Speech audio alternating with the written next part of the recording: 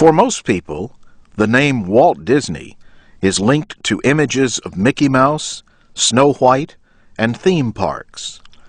Last year, the Walt Disney Family Museum opened in California. Richard Benefield is head of the museum. Well, this museum is really about the man, Walt Disney.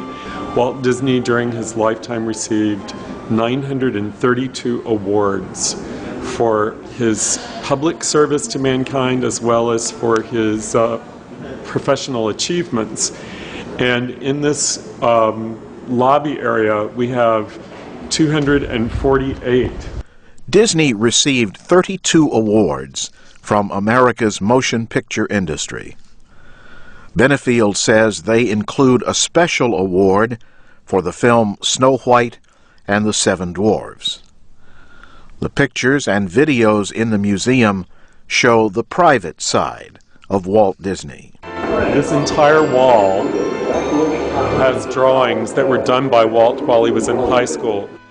Disney was born in 1901 in Chicago. At the age of 20, he went to Hollywood. This wall here, he had just started to do a prototype of something called the Alice Comedies. The Alice Comedies used images of a live-action girl and an animated cat. Disney's big success came after he finished an animated story about a mouse. He and his wife Lily decided on a name for the mouse while going to Hollywood. And on that fateful trip from New York to Hollywood, Walt came up with the idea of using a mouse for his next cartoon character. And he said to Lily, "What about Mickey Mouse?" And she said, "That's good. I think that'll do just fine." And that's how Mickey Mouse was born in 1928 on a train ride from New York to Hollywood. This is the earliest known picture of Mickey Mouse. Steamboat Willie was Disney's first film to combine voice, music, and animated images. He used beats from a bouncing ball so that the sound would agree with the images.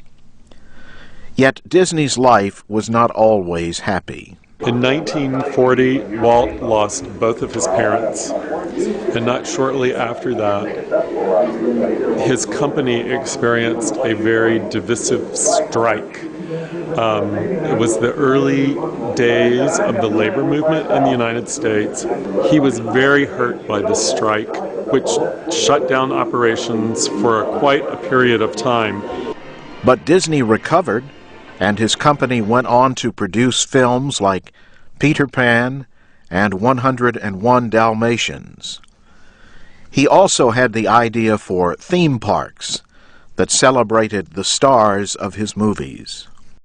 This walk down the ramp in general celebrates Walt's love of trains and how that led him to really found Disneyland, which of course one of the first rides at Disneyland was a train that ran all around the park.